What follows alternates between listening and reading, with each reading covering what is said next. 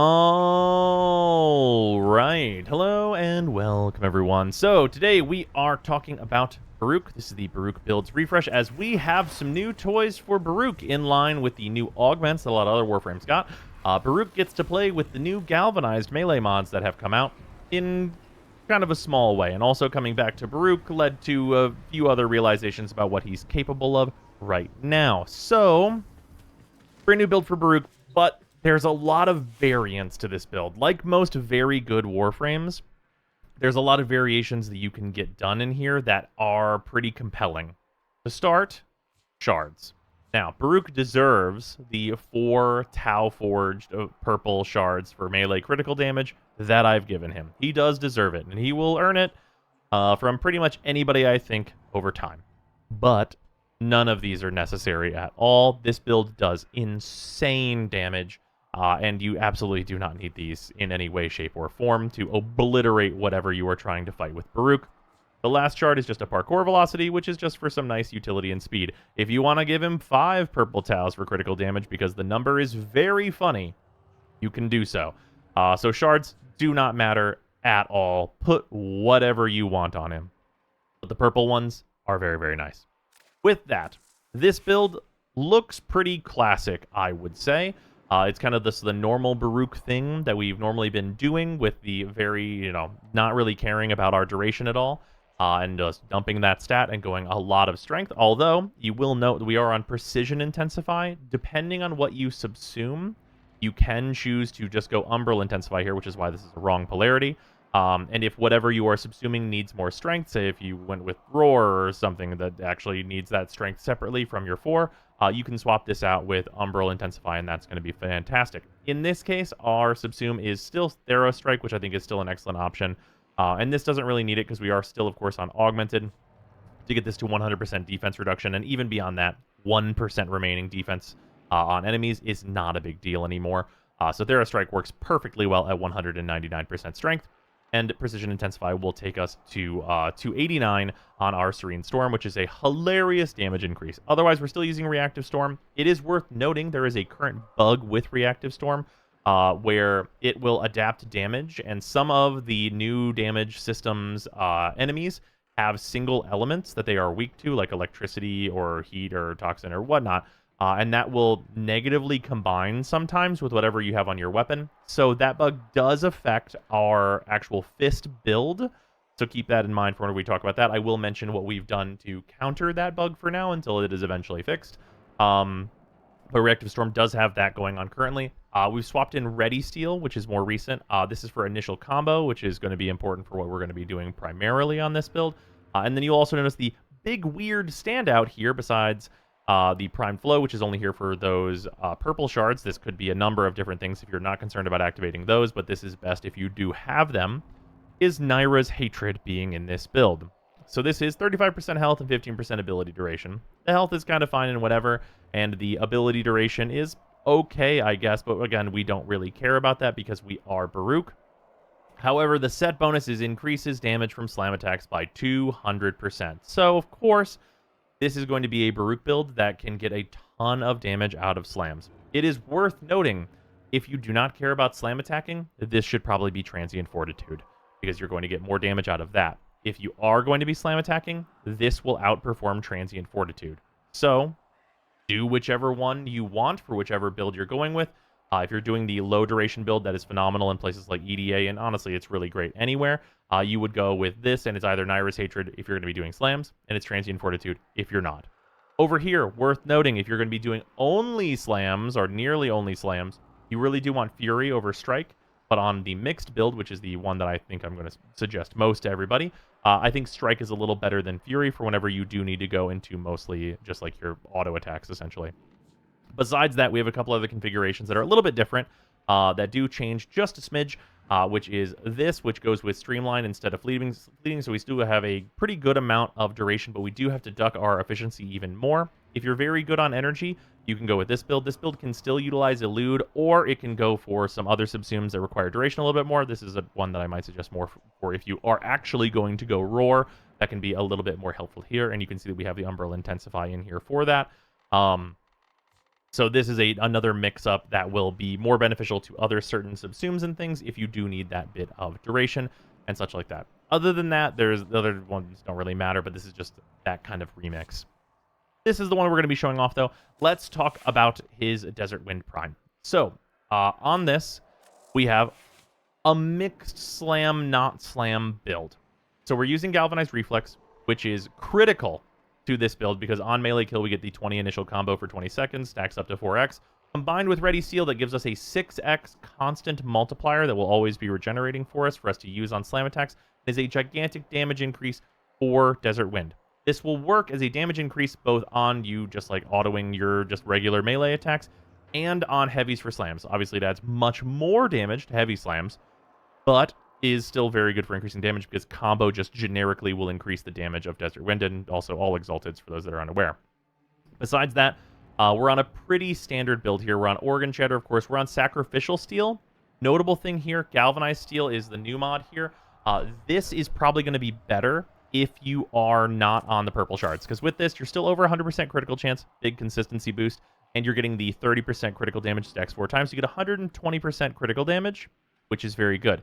If you're already getting all the critical damage from shards, though, you don't as much need this, and I think that the much higher critical chance is probably going to be more beneficial, but it is a good budget option if you don't have Sac Steel, maxed out or whatnot, or if you just want the, 5% chance for the really funny numbers with the even more critical chance, which you can also go for with Galvanized Steel. Galvanized Elementalist also notably can make its way into this build. The damage that this adds is just plain and simple never necessary. Just literally, it's never going to come up. Enemies that are vulnerable to this will just die beforehand, and we're already going to be doing insane numbers to them as it is. So getting the kind of damage on the back end of this is just unnecessary. If you wanted to use Galvanized Elementalist, it can replace Quickening if you're not going to do auto attacks. But I also think it's kind of just more beneficial in those cases. So if you are not going to do slams, Seismic Wave, which is here for plus 200% melee slam damage, can be replaced for Galvanized Elementalist, and then you're going to get a lot more out of the gas procs of this build. Now, you might be wondering, why gas? Why not literally anything else? The reason is because this is a combined elemental that uses, of course, Toxin and Heat. So no matter what your fists adapt to, you will get gas. Also, because we are doing such insane damage and getting such huge gas procs, gas lingers. So even if the enemy that we hit with this dies, they will leave a extremely high damage AoE behind.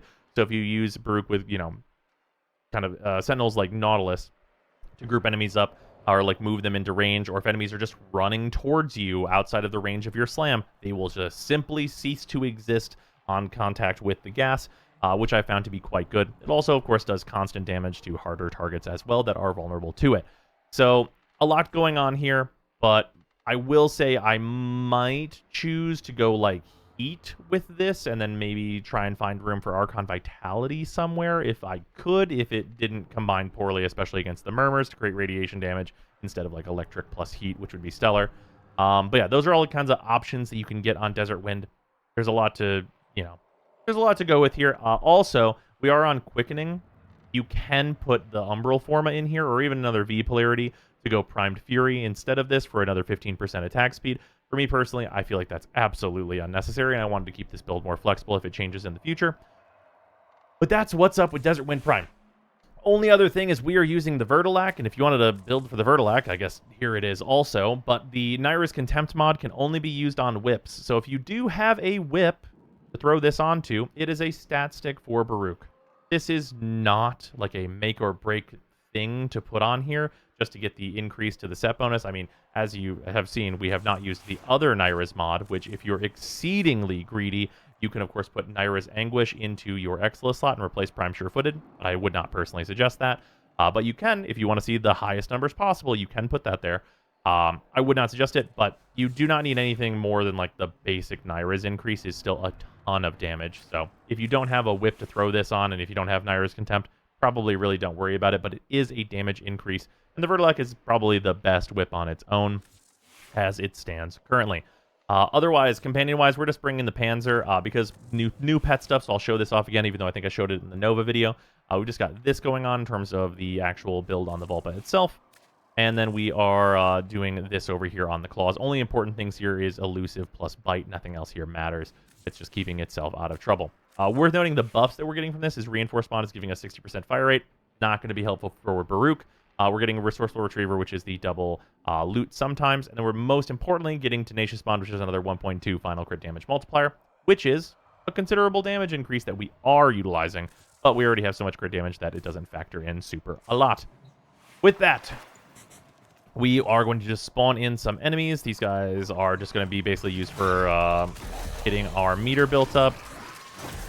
And we can slam them, and you'll see in the bottom right that our combo builds up very quickly to 6x. Also, they all died at that amount of damage, so just hitting them with 10 million damage slams is also going to go just fine. We'll spawn in another group here to kind of show like the amount of like lingering damage you can get. Slam these guys, just do like 2 million damage to each, proc gas on all of them. Spawn some more guys in, you'll notice they all just die from the residual gas, dealing like 2 million damage to them. Or at least the vast majority of them die from that, 86 million on that guy. And this is what we're doing with Baruuk slams. Enemies are not a fan of this.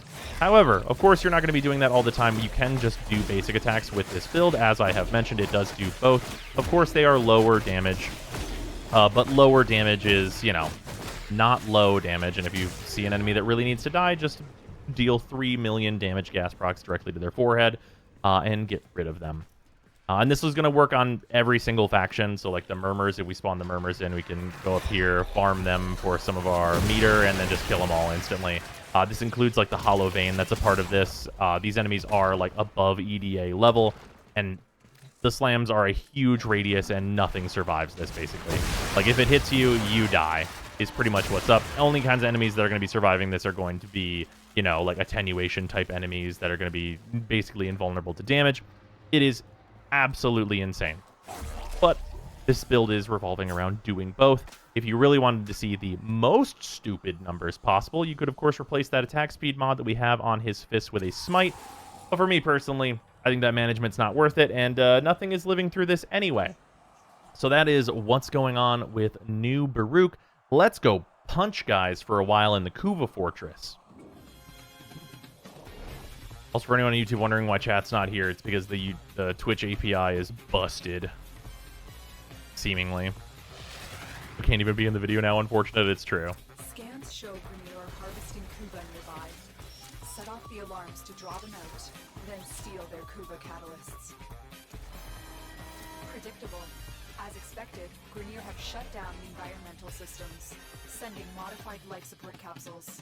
Use these to sustain your User 2, grab some meter. catalysts to begin harvesting. Slap these guys.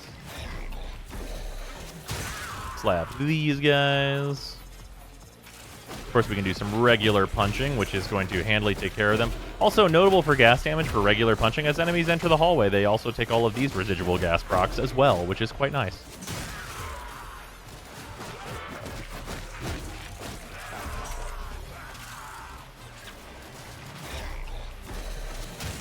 Get meter out of those guys, and then pop them like pinatas.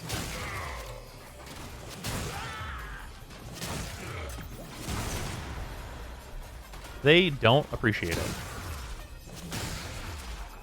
Obviously, this build is like not really for a survival, as you probably would be more focused on the autos in a survival type situation, but it does give you the very funny numbers. So for those of you whose dopamine is reliant on the numbers being very funny, this will do that. There's 12 million. Fun. 12 million again. Goes just millions.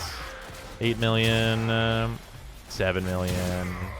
The 2 million. 30 million. No, that was a 300k. 30 millions are not super uncommon with this build, though. Especially, like, you know, if you start adding any damage boosting to this beyond this, it gets so very stupid very fast.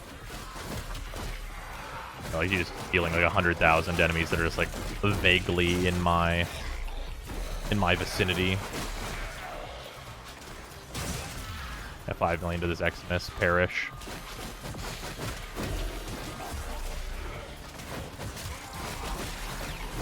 You there, Jade Xmas. Oh.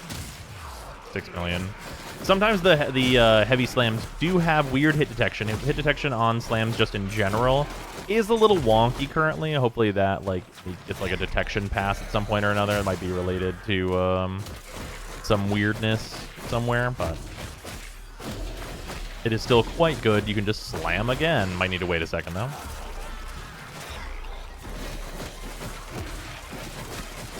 Also, yeah, we are not using Blood Rush, because someone is mentioning in chat currently. We're not using Blood Rush because you can't. You're not allowed to. Which is very unfortunate.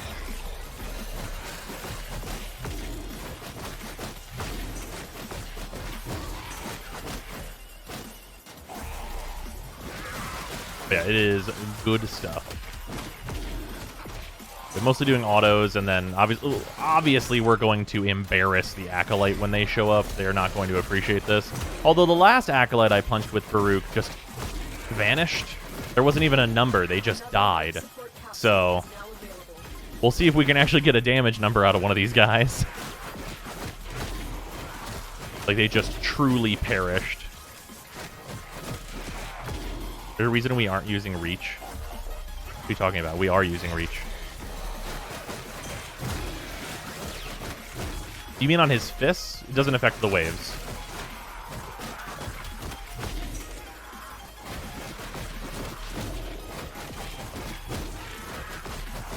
And we don't need his actual punching hands to go further, which it does affect that. Like if you're punching a Necromech in the dick, you're gonna have all the range you need. The yellow shard is parkour speed, yeah. It's 3 purple critical damage shards and then a parkour speed.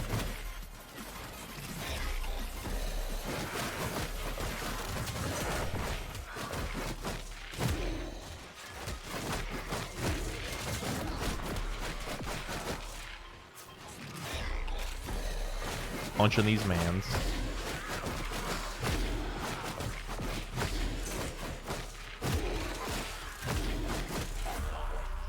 We're at like 500 kills. It's 4 minutes or so. It's about regular. Like I said, it is not like an insane KPM build. It's not like that Varuna build we showed off. Which, hey, by the way, I'm just mentioning it in videos. That build is still really good. There is like a slight retool to it. Oh, interesting question for the YouTube viewers. Minor build updates for like whenever like a build gets like slightly nerfed. Make a short for it, or like make a whole other video for it. What's the vibe on that?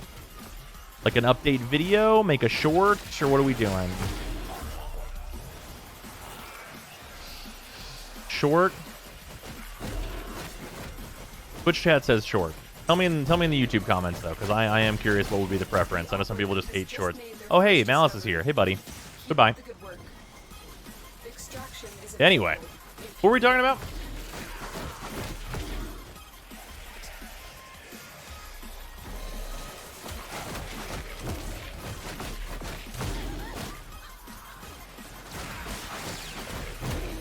Ah, yes, the delete Acolyte button. Yes, the Acolyte be gone button. The Acolyte no longer has a health bar button.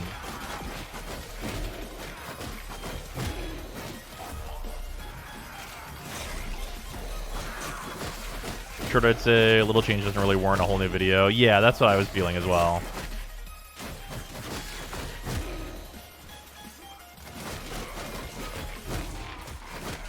Rather read a YouTube community post than watch a short. I don't know. That's not. Yeah, no. The YouTube, nobody uses that. I mean, people do use it, I guess, but like that's not. That's unfortunately not a very effective way to convey information. Short with a link in description. Oh, to like the previous build video, so that people can see like a longer look at what the build does do. Isn't a pinned comment much easier? People also don't read. People must visually acquire things with their eyes, is the thing that I have learned as a content creator. If people do not see it, it is not real.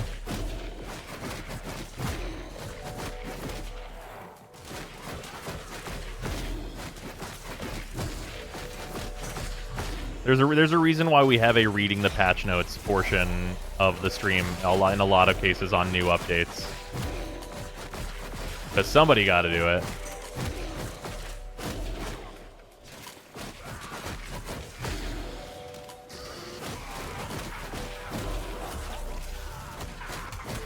Yeah, this obviously is, like, capable of the extremely high damage slams.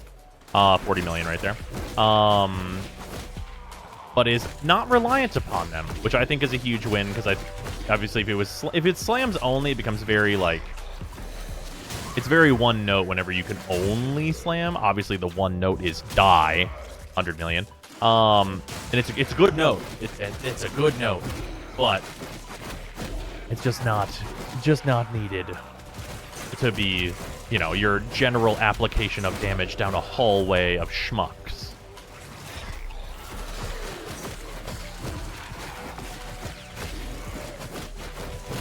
Also, I checked at 4 minutes, so I'm gonna check at 8 minutes on our kills.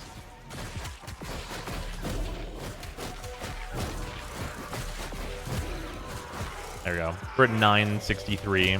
This is a pretty good room for this, I will say as well. There is that as a small factor here.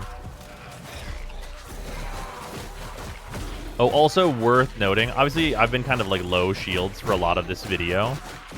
If you do want to bump up the survivability on Baruuk, I'm on the Panzervault Pfeila, but any Sentinel that can spam Guardian is going to be able to, like, really, you know, keep you very, very much safer on Baruuk, and is a good thing to bring for things like EDA. Or obviously just use your 2 a little more, and it usually also will solve the problem.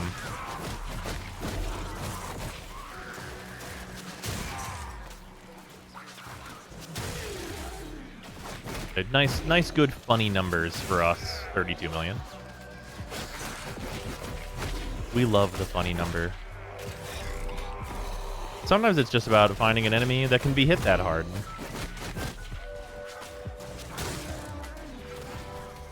Oh boy, here we go. Who's here to have capital F-U fun? Oh, it's Misery. Will he bring company? Oh, the marker wasn't for you. Oh, come on. Where are you at? There you are. Goodbye. No company.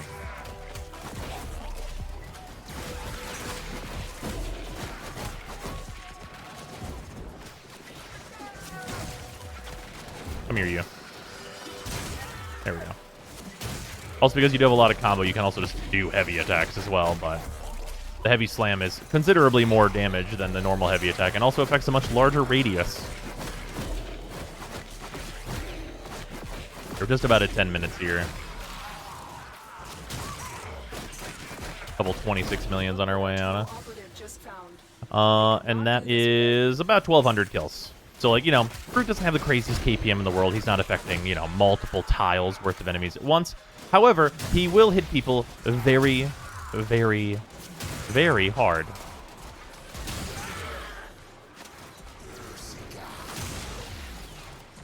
And can do so while moving quite fast as well. Yeah, that's what's up with Baruuk. It's really, really good. See, YouTube commenters, I can make a positive video just about things that are good. All right, we're back from TennoCon, and the Streamathon is going to continue.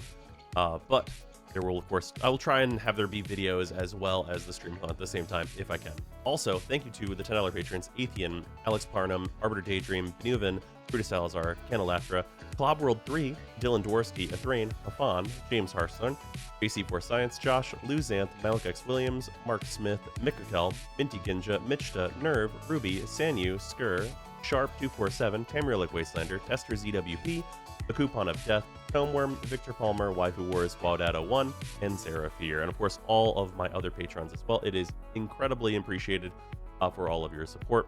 But yeah, we're gonna try and keep the videos a little bit more regular while the Streamathon continues. And of course, we do have a free-to-play through coming soon.